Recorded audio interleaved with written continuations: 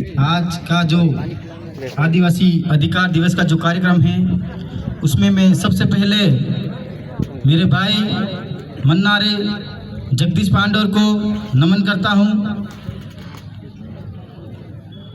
आज अगर वो होते तो उदयपुर गिरवा का कारवा देके काफ़ी खुश होते, क्योंकि हम जब भी उदयपुर कार्यक्रम करते थे तो हम बात करते थे कि गिरवा के आसपास की पंचायतों में थोड़ा जन जागरण कम है। तो धीरे धीरे अभी जैसे ही यूडीए और यूआईटी का जो प्रस्ताव आया था और लोगों में जो जमीन बचाने के लिए जो लड़ाई लड़ने के लिए जो साथ दे रहे हैं, जो लोग अपनी जमीन बचाने के लिए आज आदिवासी परिवार के साथ आ रहे हैं, ये आज जो कारवा देखते और आज देख रहे हैं तो मैं मानता हूँ आज वो बहुत खुश हो रहे होंगे। सब बातें हो गई है, अब बात घूम फिर के एक ही आ रही है कि हमारी जो जमीन है उस पे ये बाहर से जो लोग आए हैं, बाहर से जो ये पामने आए हैं, इनकी नज़र हमारी बेशकीमती जमीन पे है। साथियों, आज जो प्रोग्राम है आप देखो, नज़र घुमा के आसपास अलसीगढ़ उदयपुर की या उदयपुर से बाहर विदेशों में अलसीगढ़ की पहचान है। अलसीगढ़ को प्रकृति का सौंदर्य और आशीर्वाद प्राप्त है। यहाँ 5 बजे बाद आप बैठ नहीं पाओगे, इतनी हवा चलती है। लेकिन इस चीज को बाहरी लोगों की नजर लग गई है मेरे साथियों, बाहरी लोगों की नजर लग गई है। यहाँ पे बाहर से आए हुए लोग हमारे आदिवासियों को बहला फुसला के यहाँ की जमीन लेना चाहते हैं। ये सिर्फ अलसीगढ़ की बात नहीं है, ये पूरे भिल प्रदेश की बात है। ये पूरे प्रतापगढ़, दरियावाद, डूंगरपुर, उदयपुर, बांसवाड़ा और आसपास के जितने भी अनुसूचित एरिया है, जो जिले हैं आदिवासियों के, वहाँ सब जगह यही बात है कि आदिवासियों की जमीन उनसे कैसे छीनी जाए।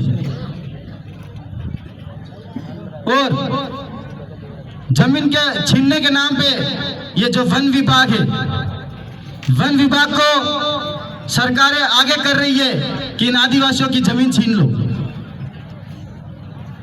मैं आपसे एक बात पूछना चाहता हूं कि जो लोग वन विभाग में काम करते हैं, वन विभाग में जो लोग काम कर रहे हैं, 100, 200, 300 रुपए की दाड़की के लिए हमारे आदिवासी भाई ये कोड बना रहे हैं वन विभाग के लिए।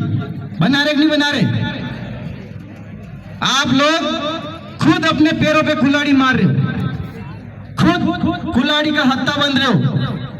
वन विभाग में जब भी आज के बाद वन विभाग वाले जहां भी कोड बनाने के लिए बोले, अगर आदिवासी परिवार में से, आदिवासी परिवार की विचारधारा से में कोई अगर जाए, कोई डोगरा जाए या डोगरी जाए, उनको मना करो।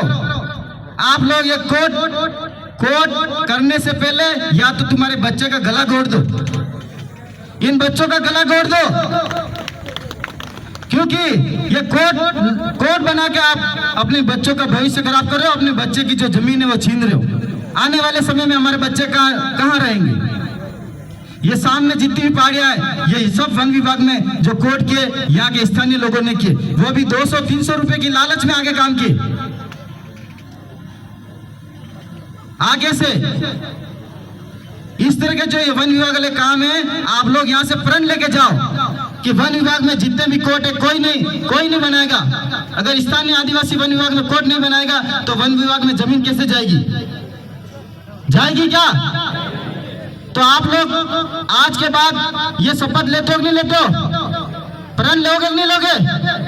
और जो लोग, जो दूसरे लोग हैं, दूसरे लोग मतलब वो भी आदिवासी अपने भाई है, लेकिन उनको ये दोनों जो पार्टियां इन्होंने गुमराह कर रखा है। तो जो गुमराह लोग है उनको समझाना है, भाई समझ जा, ये जो वन विभाग है हमारी जमीन छीनने के पीछे पड़ी हुई है। चाहे कोई सी भी कंपनी हो, वन अधिकार जो अपना अधिकार दिया है उसके तहत हमको जो पट्टे देने चाह रहे हैं वो पट्टे नहीं दे रहे। और वन संरक्षण विधेयक 2023 पास कर दिया, जिसमें जितने भी ये पहाड़ियां नजर आ रही है, इस पे सारे उद्योगपतियों को देके बड़ी बड़ी होटलें बनाने चाहते हैं साथी। अगर आप चाहते हो कि ये जमीन बचे, ये जल जंगल जमीन सुरक्षित रहे, हमारे आने वाली पीढ़ी और बच्चे सुरक्षित रहे, तो हमें इन सबको भगाना पड़ेगा मेरे साथियों। कैसे भगाएंगे?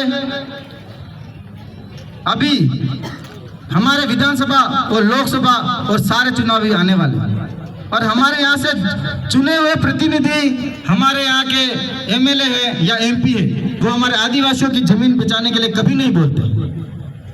क्यों नहीं बोलते? क्योंकि जो जमीन खरीदते हैं उनसे उनको पैसा मिलता है, चुनाव लड़ने का पैसा मिलता है उनको भी, और वही चुनाव के जो पैसे मिलते हैं उसी से दारू और साड़ी और कंबल लेके हमारे आदिवासियों के बीच में बांटे जाते हैं। हमारे लोगों को पता ही नहीं है कि ये पैसे कहाँ से आ रहे हैं।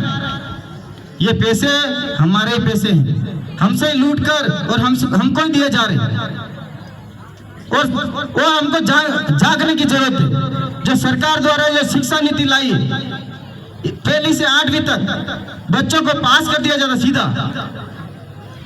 बच्चे 8वीं तक पास हो जाते हैं, उनको कुछ भी नहीं आता है, और 9वीं में आके फेल हो जाते हैं, और फेल हो जाते हैं तो काम पे जाते हैं, उदयपुर, अहमदाबाद, गुजरात, इधर उधर काम पे जाते हैं। तो साथियों, पहली से 8वीं तक पास करके ये लोग आदिवासियों को मजदूर बनाना चाहते हैं। मेरे भाइयों, इस बात को आपको समझना पड़ेगा कि ये लोग अपन को पहली से 8वीं क्यों पास कर रहे हैं।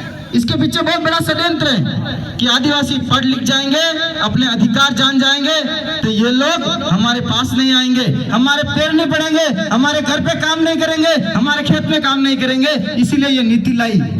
सबसे पहले इस नीति का विरोध करना पड़ेगा, इस नीति को बदलाव करना पड़ेगा। हमारे जितने भी नेता हैं, आज पहली बार उदयपुर में आदिवासी अधिकार दिवस का जो कार्यक्रम है वो पहली बार किया है। ये किसी पार्टी का कार्यक्रम नहीं है, यहाँ सभी आदिवासी परिवार के हमारे युवा साथी और स्थानीय साथियों ने मिलकर काम किया।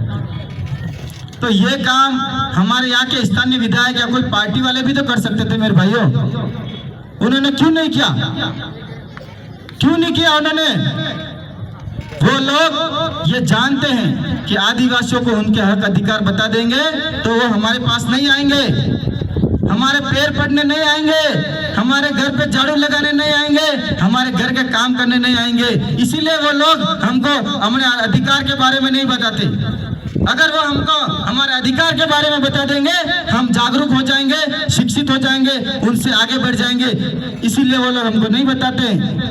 जो हमारे नेता हैं वो ये नहीं चाहते हैं हमारे समाज के लोग पढ़े और आगे बढ़े। तो मैं आपको ये बात बता देना चाहता हूँ साथियों, आज की तारीख में जो ये हवा चल रही है, जो तूफान आ रहा है, इस तूफान के साथ में जोहर नाम का जो तूफान आ रहा है, इस तूफान में आने वाले जो चुनाव है उसमें इन कमल कांग्रेस का सुपड़ा साफ करना मेरे साथियों, जोहर नाम के तूफान से साफ करना पड़ेगा। आप सभी तैयार हो कि नहीं हो?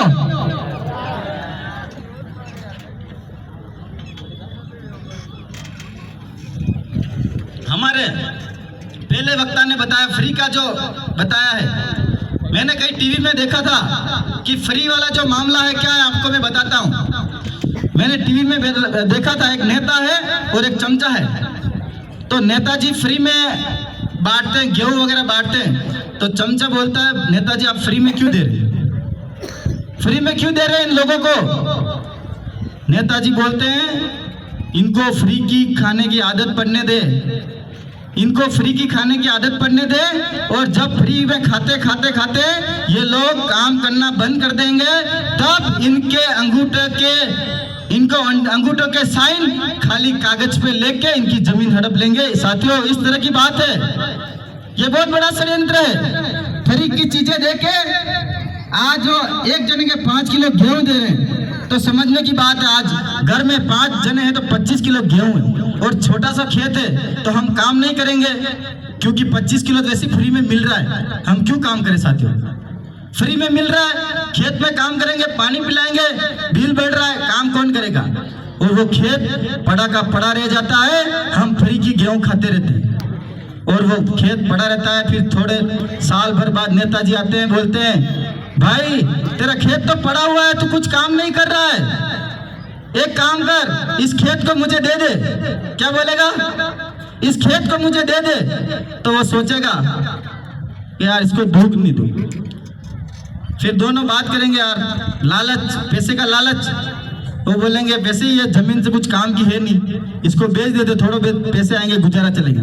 तो साथियों वो अपनी जमीन बेच देते हैं, और वो जमीन बेचते हैं जैसे ही नेताजी उनके गेहूं बंद कर देते हैं। जैसे जमीन बेचते नेताजी इनका गेहूं बंद कर देते हैं, और उन दोनों को, पति पत्नी को दर दर की ठोकरें खाने के लिए छोड़ देते। साथियों ये टाइम आपको आने वाला है, अगर आप नहीं सुधरे आज आप आदिवासी परिवार की बात नहीं मानेंगे तो आपकी भी इसी तरह की कंडीशन आने वाली। साथियों ये याद रखना। मैं आज मैं इस मंच के माध्यम से इतनी सारी बातें कर रहा हूं, आप सोच रहे हो बड़ा ज्ञानी बन गया। बात ज्ञानी की नहीं है, हम जैसे शिक्षित हुए, हम चाहते हैं हमारा समाज भी शिक्षित हो, हमारा समाज भी जागे, हमारा समाज भी हमारे साथ में कंधे से कंधा मिला के चले। हम चाहते हैं जितनी मेरे अंदर शक्ति है, जितना मैं बोलता हूँ, जितना मैं चलता हूँ, उसी तरह मेरे भी जितने भाई है, चाहे वो गरीब है, चाहे कोई भी हो, वो भी मेरे साथ कंधे से कंधा मिला के चले। इस तरह की मैं आशा रखता हूँ। साथियों हम लोग ये नहीं चाहते कि हम नेता बन जाए और हमारे पीछे वाले लोग ऐसे ही पीछे चलते रहें।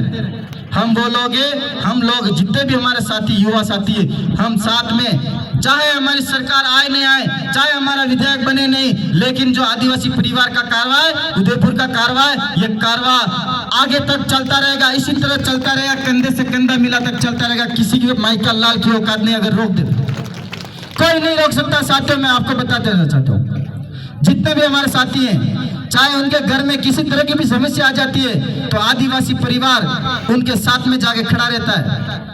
हमारे अभी मार साहब है जो हमेशा मंच संचालन करते हैं, उनको अभी सांप काट गया तो आदिवासी परिवार के जितने भी युवा साथी है, सभी हॉस्पिटल में पहुंच गए। तो डॉक्टर साहब डर गए, अरे यार ये नॉर्मल सा दिखने वाला कोई नेता है क्या डर गए वो, ये नॉर्मल सा दिखने वाला आदमी का नेता है क्या? उन्होंने बोला ये नेता नहीं है, नेता का बाप है।